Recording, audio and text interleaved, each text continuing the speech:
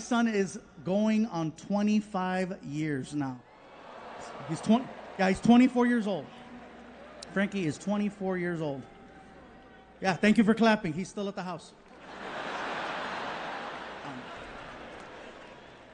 I did an interview recently, and someone was asking me questions about my son. They said, Gabriel, you've always mentioned your son in your specials. Can we look forward to a new story coming out? And I said, not really a new story so much as, because my son is doing his own thing now. He's doing his own thing. He's got his own life, and that's awesome. I do, however, still have stories from the past that I never told. And he goes, well, do tell. I said, okay, my favorite story is actually probably the first one. In 2007, when I first got him, some of you know he's technically my stepson, but I've never liked saying stepson. He is my son. Yeah.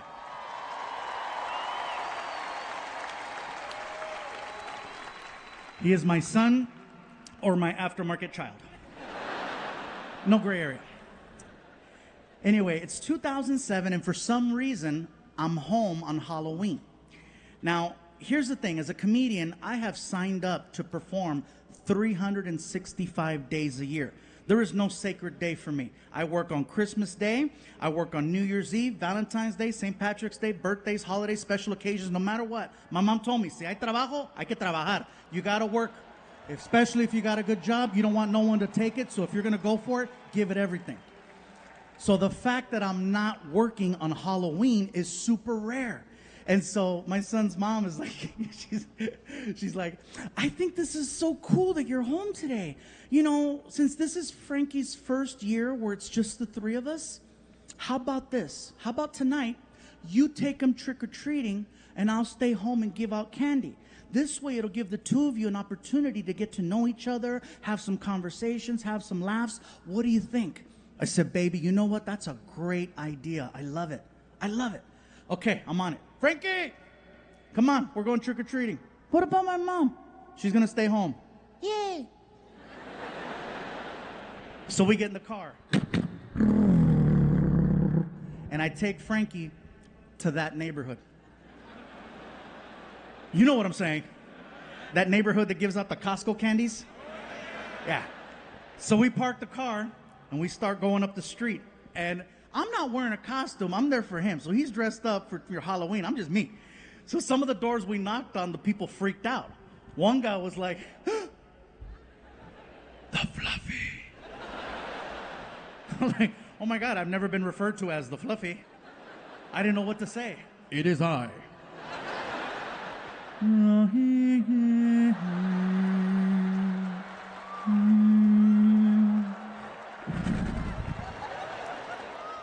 One door we knocked on, they opened the door, they're like, oh my God, you're famous. I was like, ah.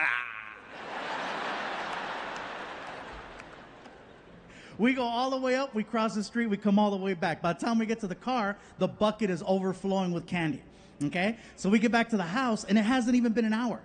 We walk in, and Frankie's mom is pissed. She's like, the hell is this? I go, what? I thought I told you to take him trick-or-treating. I go, I did. Show the score. The whole point of you taking him trick-or-treating wasn't to get candy.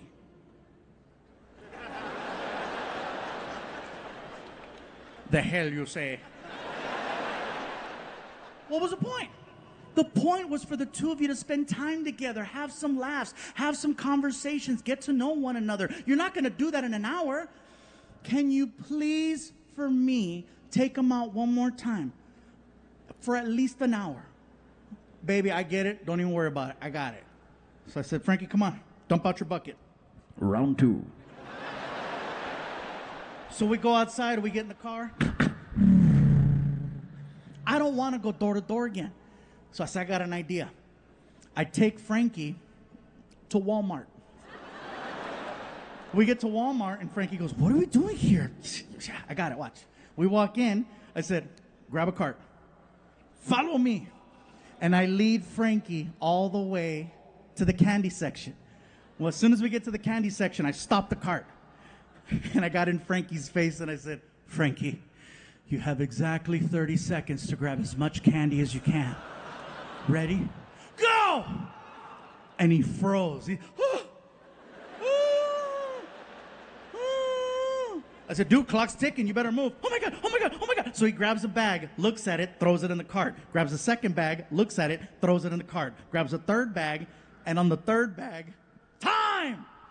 And it was the first time I heard him go, shit! Because he knew he wasted that golden opportunity those first few seconds. So we get to the car, I rip open the 3 bags, I dump them out in his bucket, and I tell him, look, Frankie, when we get home, you cannot tell your mom that we went to Walmart. Why not? Because she's going to say that we cheated trick-or-treating. But it's better. I know it's better. So we get home, and of course now it's a different tone. She's like, there you are. Did you guys have a good time? We had a great time, baby. We had a good time, huh, Frankie? That's good. Frankie, give me your candy. Why, Mom? Because I need to go through your candy to make sure it's safe for you to eat. Why wouldn't it be safe? It all came from... Cállate, pendejo. Cállate. Cállate, cabrón. He almost took down the empire, you know what I'm saying? So he hands over the bucket, and she grabs it and immediately dumps it out on the table right in front of us. She notices, you know. There's a lot of the same candy right here. A lot of the same candy. Can you explain why there's so much of the same candy in Frankie's bucket? I don't know what to tell you, baby. There's a lot of basic bitches in this neighborhood, you know, just kind of, I don't know. We can't go back to that other neighborhood because they got cameras and they're going to know us, and we don't want to be that person. Nobody wants to be that. So fast forward 1 year. It is now October 31st of 2008, and for some reason, I'm not booked on Halloween again. And so my girl's like, she swears up and down, oh, it's a sign, it's a sign. I'm like, it's a sign my agent is slacking. Shout out, Matt, I know you're here. Sorry about that joke. You're doing a great job. Thank you for this one. I know, but that year you dropped the ball. So, but anyway. And so Frankie's mom is like, I think that, you know what? Maybe, just maybe we can make this like a tradition. You know, this could be your guys' thing. The two of you go out trick-or-treating, and then I'll stay home and give out candy. This could be your thing. I go, you know what, baby? Sounds good to me. Frankie, come on, we're going trick-or-treating. What about my mom? She's going to stay home again. Yay. So we get outside, we get in the car. I lean over and I look at Frankie and I said, Frankie, are you thinking what I'm thinking? Walmart.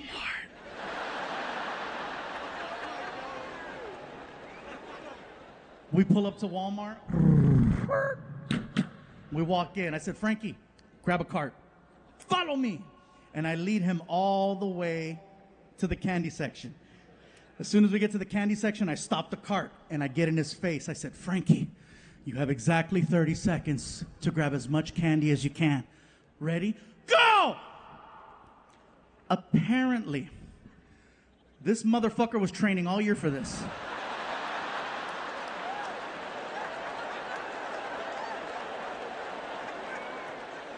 As soon as I said, go, his arm, bam, and he starts gutting the shelf. He's ripping bags of candy into the cart. He overflowed the shopping cart in 10 seconds. I firmly believe that's the first day of my diabetes.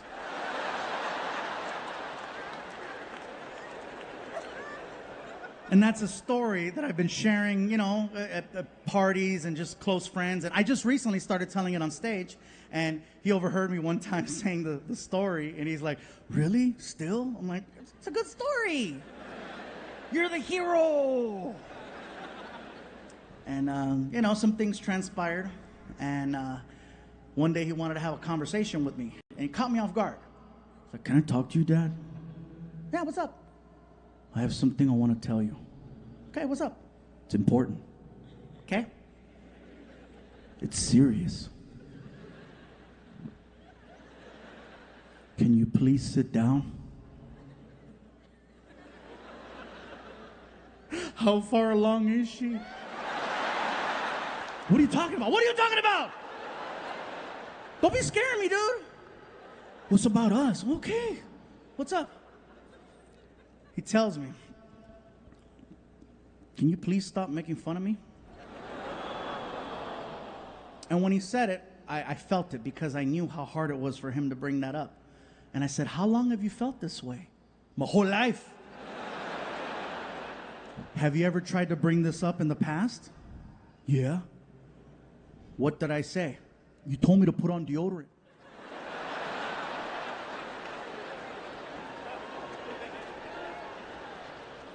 It worked.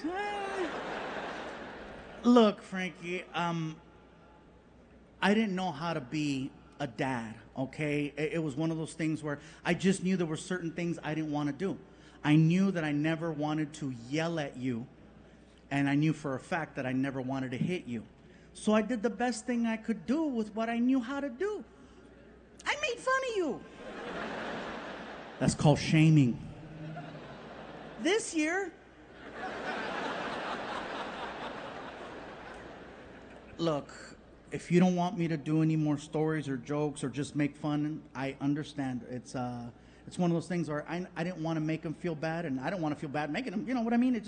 So I said, look, I'm going to let the audience know that we spoke, and so that they understand why moving forward in the future there will be no more stories about Frankie. Why is that important? Because if I don't explain why I stopped talking about you, they're going to think you died. I don't want them to think you died either, so gave him a big hug, reminded him how much I love him, because I love him very much, and I hope he knows that.